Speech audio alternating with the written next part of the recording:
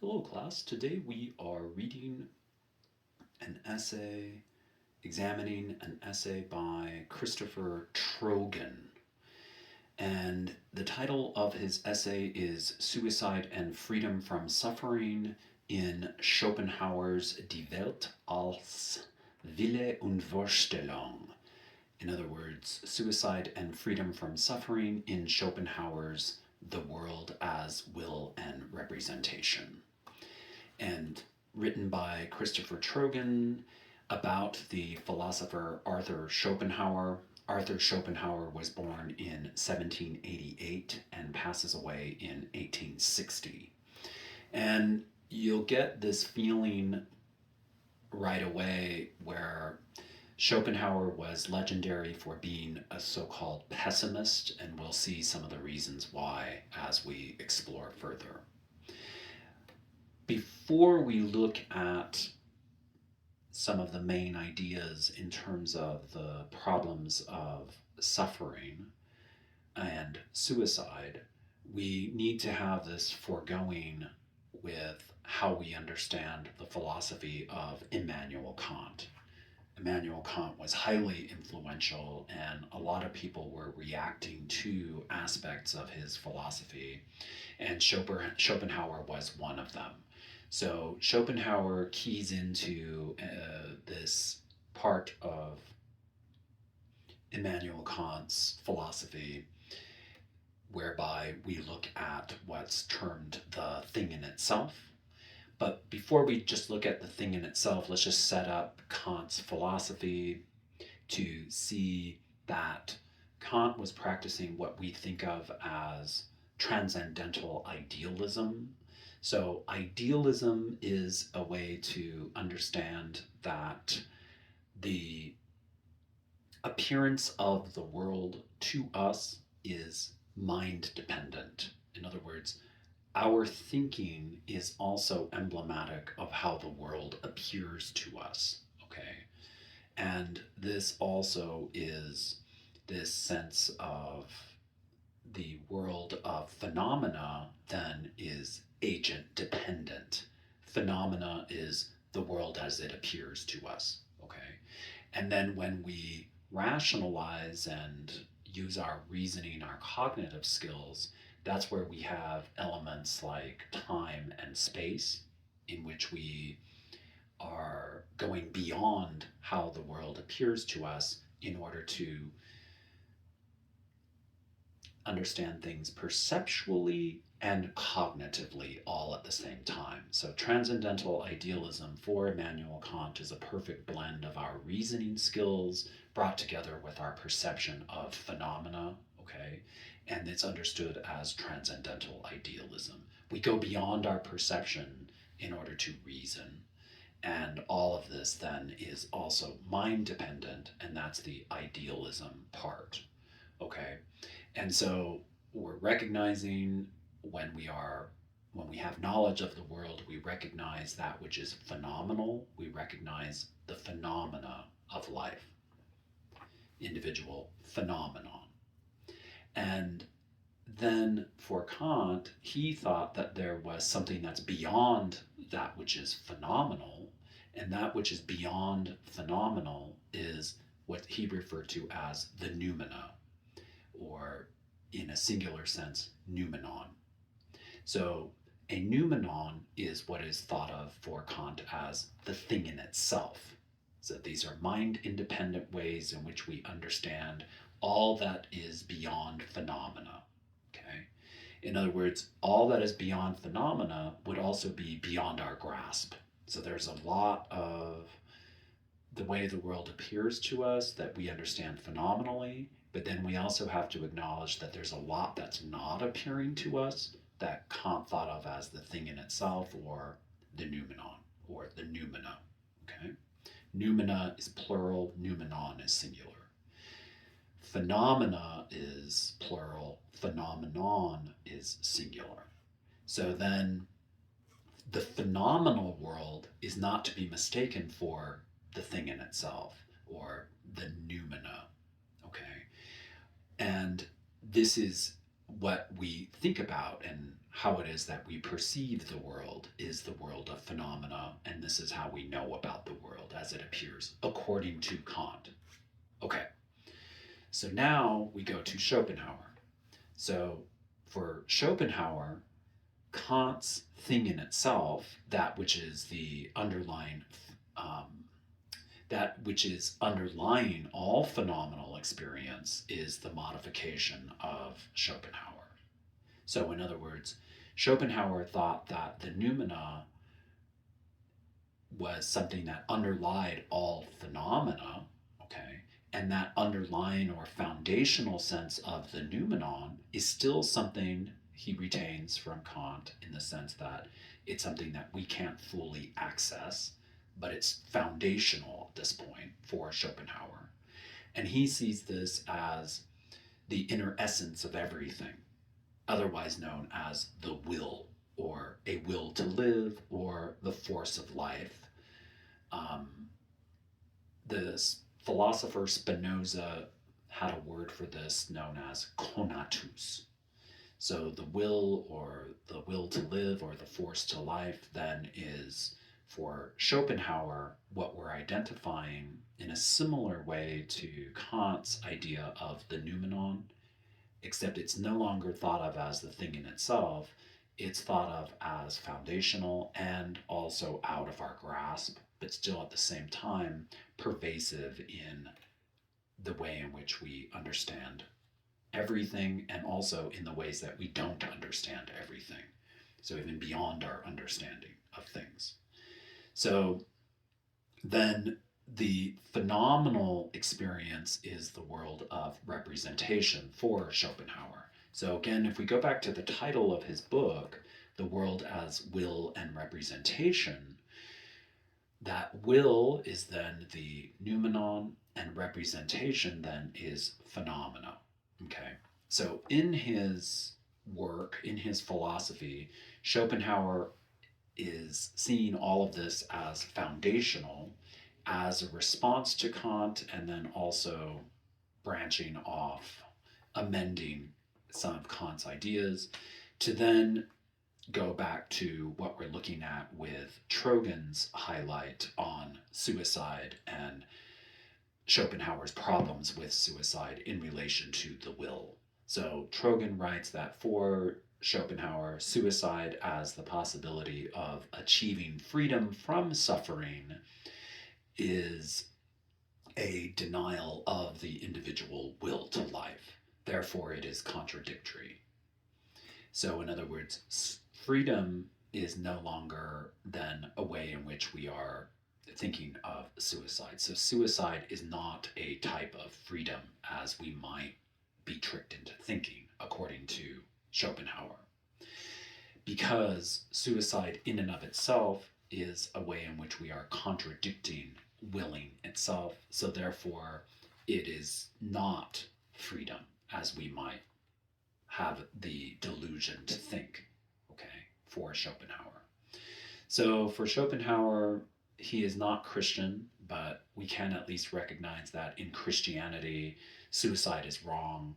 The reason why it's wrong or sinful is because it keeps us from getting into heaven. And then likewise, for a Christian, they recognize the essential nature of suffering itself, which is component that Schopenhauer retains, except that Schopenhauer was not a Christian.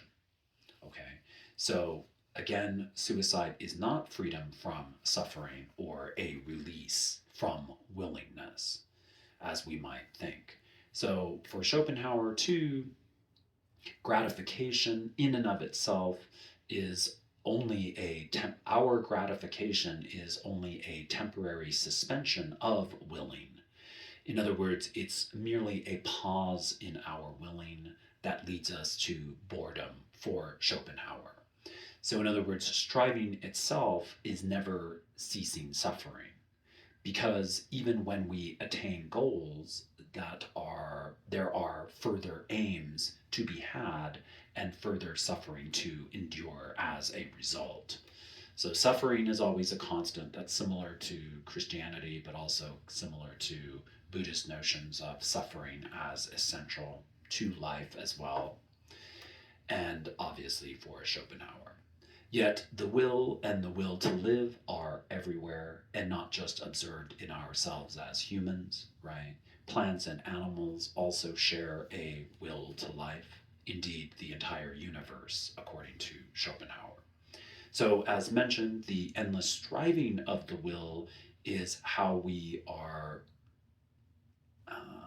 becoming dissatisfied and disappointed in life. So, in other words, the underlying noumena, that is willingness, is also closely tied to suffering in and of itself that we cannot do away with. Indeed, it's essential to our life, according to Schopenhauer. So, for Schopenhauer, there are three ways in which suffering is tied to a will to life. So, number one, living as material creatures, physical creatures, we must strive toward ends that are we frequently have problems meeting those ends, and those problems that we have meeting those ends also are ways in which we suffer. And then number two, when we seek ends or goals in our lives, we are doing so because we perceive a deficiency in our lives, right? And having problems meeting our ends and the possibility of not meeting those ends also are manifest ways in which we suffer as well. And then on this, Schopenhauer is also felt that if an achievement of goals is met, okay, then for Schopenhauer, pleasure is a negative and pain is a positive, because the pain in itself is linked to our essential willing. So pleasure is only a momentary lapse of that pain. It is no longer, it's just only a lapse in our willing, which we can't get away from, right? So the pleasure is of neutral value for Schopenhauer. And in this, you could really see how he is identified as a pessimist, because he didn't even think that pleasure was a way in which we could relieve ourselves from suffering. So then three, the attainment of ends and goals. With our attainment of our ends and goals, we don't always do away with suffering and striving, according to Schopenhauer, since if our goals are attained, we still have the suffering and striving that is essential for life, according to Schopenhauer. So, in other words, a will to life is inextricably tied to suffering. And then also, a fear of death for Schopenhauer is irrational. In one way, we fear pain, yet pain is not death. In other words, it's just more a fear of feeling pain. And in that sense, again, we have to remember that he was not a Christian, so he didn't believe in an afterlife, but he did believe that once we died, that was it. There was no longer feeling or perception. So therefore, you cannot have fear in and of itself once your physical body ceases to exist. And so also, we have a fear of death too that's problematic, in the sense that we don't always acknowledge the time before we were born, and hence the time is something that we don't compare to what we experience after we're alive. So in other words, there's a time, we don't fear the time the time before we were born in the same way that we fear the time after we've lived. So in that sense, there's also some identifiable issue in terms of fear and death for Schopenhauer. So as we've been pointing out, right, the will to live then is the equivalent to suffering in and of itself. And also, this fear of death does not stop with suicide. And for Schopenhauer, like Epicurus, death is nothing to us as the physical body dies. So, in other words, it is non existence when we die. We face non existence. But yet, there are some interesting parts that are different from Epicurus, right? So, there are two reasons why, for Schopenhauer, death itself does not free us from suffering, and likewise, suicide itself does not free us from suffering. In other words, death is not total annihilation of um, ourselves more than just the phenomenal self. In other words, our phenomenal self goes away. We no longer have perception, so on and so forth. So we can't have pain and fear or even relief, okay? But yet, at the same time, that phenomenal self is not the only self that we have while we're alive. So, one way that we could think about this is that we have a noumenal self that is beyond our phenomenal self. And that noumenal self does not go away. Okay? So, then, as Schopenhauer writes, the greatest equivocation really lies in the word I. Accordingly, as I understand this, I can say, death is my entire end, or else this is my personal phenomenal appearance, and it's just as infinitely small a part of my true inner self as I am in the world, unquote. In other words, this inner self is also the world in itself in terms of the will. It's in the as phenomenal, as noumenal. So in other words, we have a noumenal self that is linked to this willingness that goes beyond just I or beyond our identity. Okay? So it's part of our identity, it's part of our lives, but it's not just our phenomenal self. It's going beyond that. Okay? And so this is that which is beyond the self is noumenal. In other words, the will. And this is not subject to individuation as with the I. So, in other words, our death, is not freedom from suffering. Our death does not become a way in which we are free from suffering, because death has no bearing on the will as beyond the self or beyond physical phenomena. So, in other words, we physically die, but yet that doesn't do away with willingness or likewise suffering. And also, it doesn't do away with our noumenal selves. Okay? And that's what we're keying into there. Even when we're thinking of suicide or the illusion that suicide equals freedom from suffering. So, in other words, we cannot will willing itself away, or we cannot will the suffering out of will, or the noumenon, simply with the suicide of the individual. So, in other words, our suicide, we don't transcend willing itself, so therefore there is no freedom, according to Schopenhauer.